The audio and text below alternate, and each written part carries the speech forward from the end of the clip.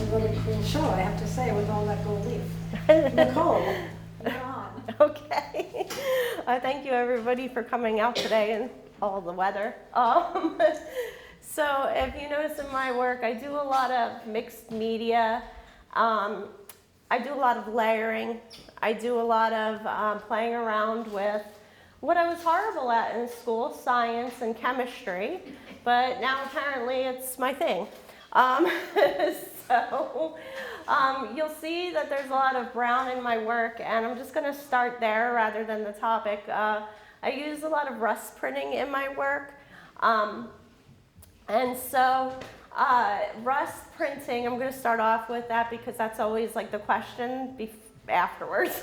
So when I do rust printing, I'm making a contact print with a piece of paper. So my paper is usually like high quality printmaking paper, and depending on the different papers you use, you have different pHs that react with rust and what you put on it, which is vinegar.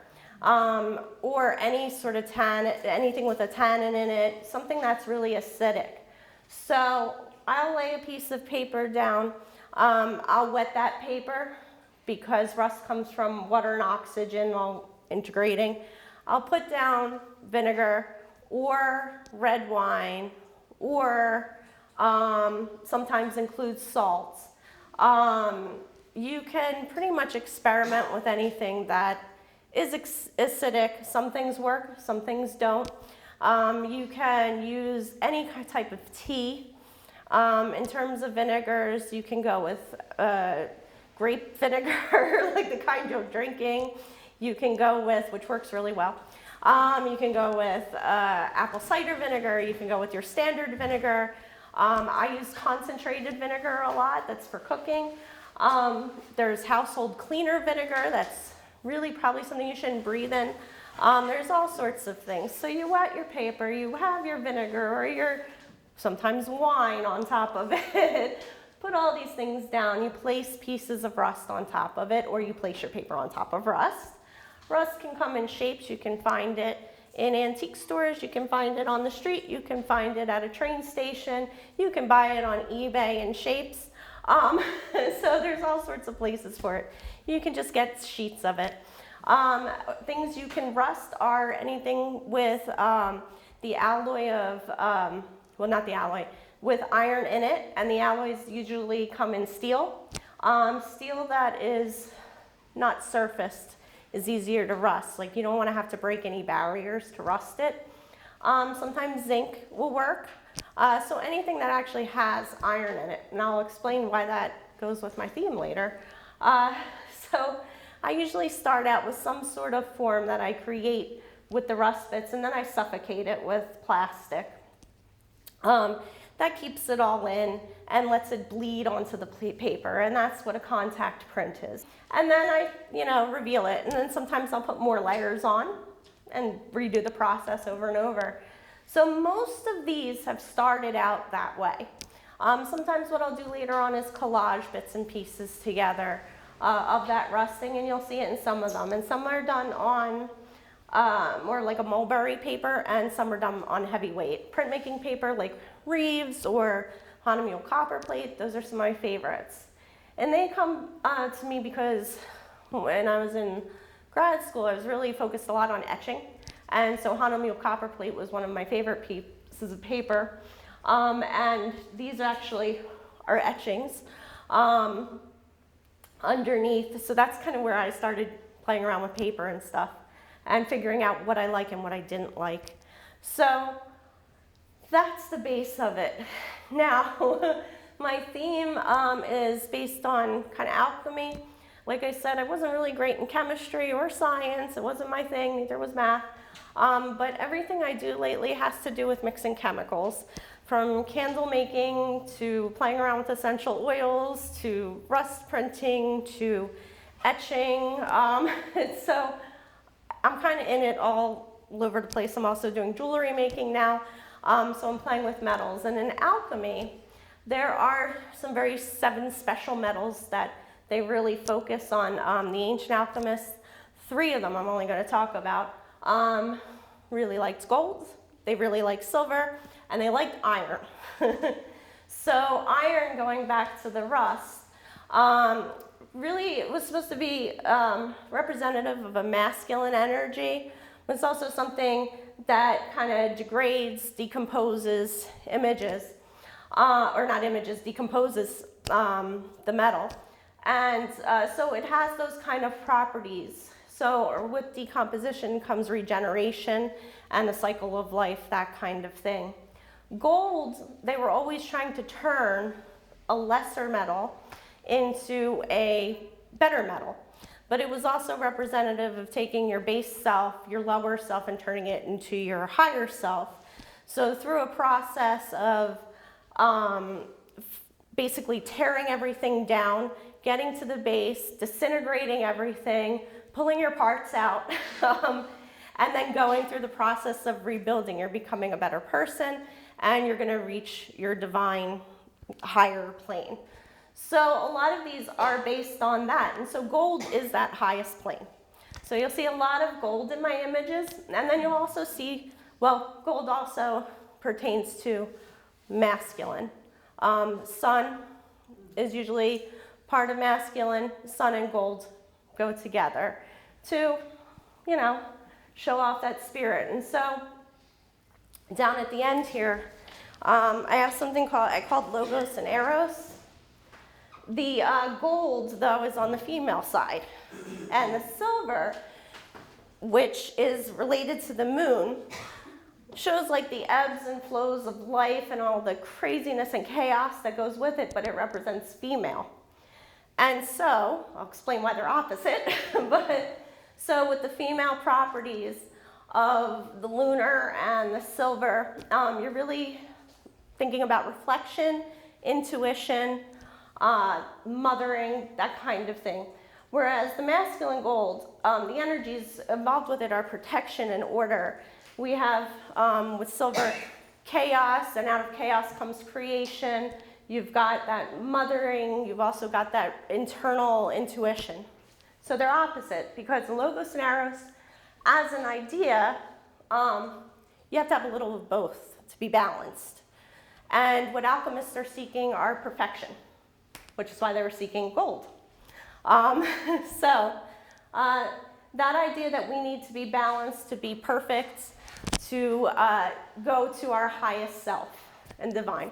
And that's why I've used these. So these all talk about different stages in the alchemist's kind of cookbook. So I came up with this because what I've been focusing on is just basically my process to become a better person and to kind of seek God and seek what's beyond.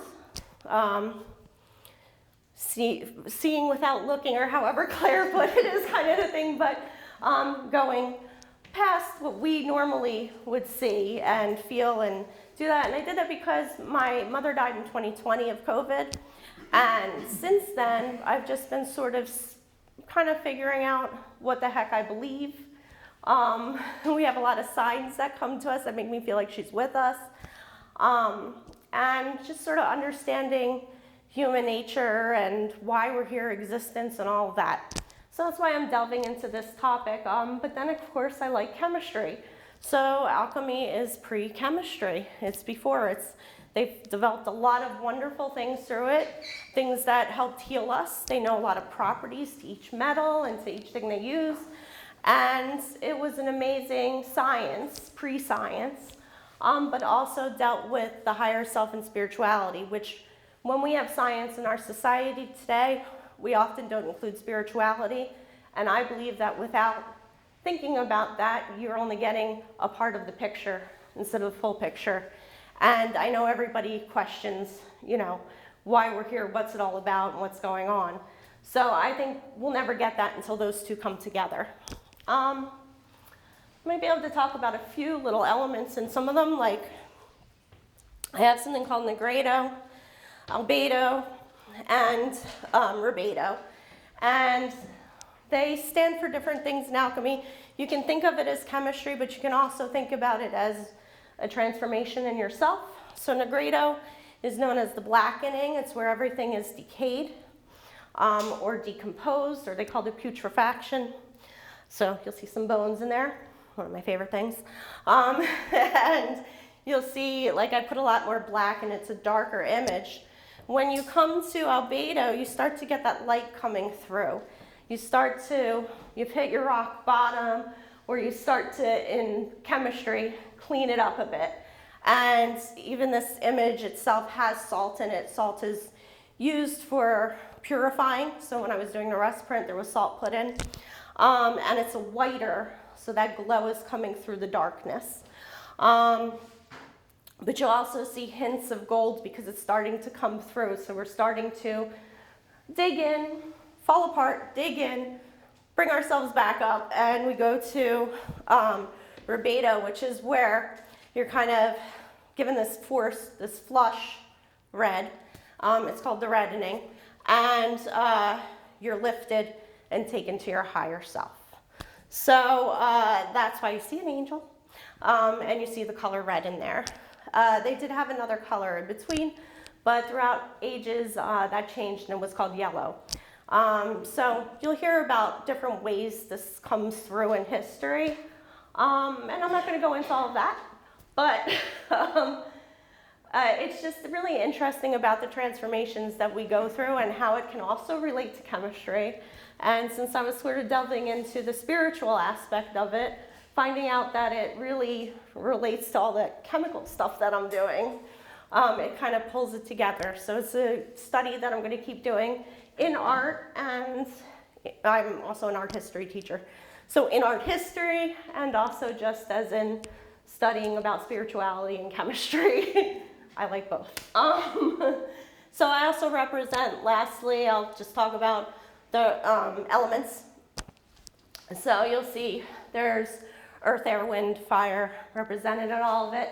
And then those were thought to be what everything's made of, but all of those things have to be in balance, and each one has different properties that would come together to help balance things energetically.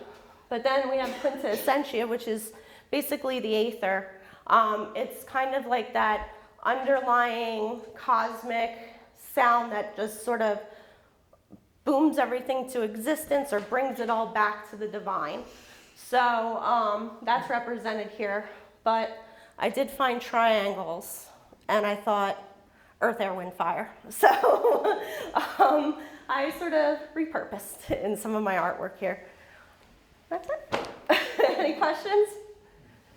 Yeah, particularly your larger pieces, they look like there's many, many layers. So, okay, they maybe started with rust, but like that one, sort of like how many layers were, overlaid? So this essentially, this one we're talking about, right? So what I did here was the rust. The photographic part is a frontoplate lithography. So that would be a layer.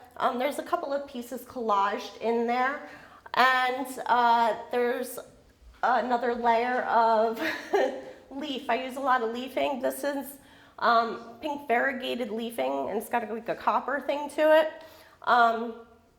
So there's a layer of that. So really it's kind of like a glued collage, but I'll throw back rust in it. I'll take bits and pieces to blend, because one of the things we're talking about, like the mysteries of life, one of the things about art is that it's really cool when it's mysterious and people don't really know how it's made. So I like to blend, so it's like, here's not just a piece of paper stuck on top. So I use my paper, like I'll use a mulberry to kind of blend in with a heavier weight paper, or, use a certain color, that kind of thing. So yeah, so there's a lot of collaging on top of that, as opposed to like doing a layered print process. I find everything so incredibly creative and unusual as an art history. I took art history 50, 60 years ago, and of course there was nothing like this in my art history. Have you found in your studies and everything, any other artists in, years in the past who was dealt with things like this growth from the iron up to enlightenment? enlightenment? So I have to art. say that it's not really a past artist, but an artist that deals with these issues and even has some alchemical names in some of the artworks he does is Anselm Kiefer. He deals with a lot of mixing of mediums and trying, very experimental. And definitely he started as like a World War II kind of, post that, thinking about all that stuff. He's German.